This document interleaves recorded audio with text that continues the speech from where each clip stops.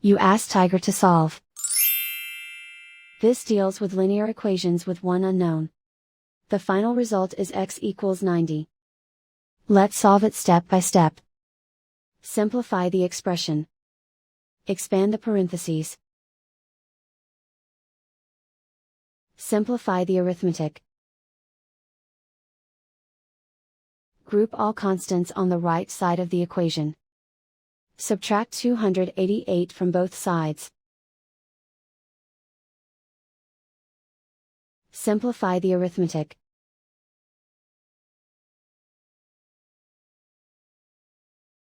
Isolate the x. Divide both sides by -3. Cancel out the negatives.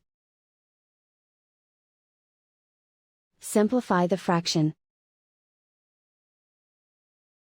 Cancel out the negatives.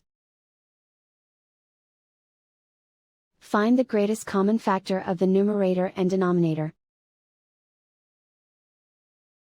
Factor out and cancel the greatest common factor.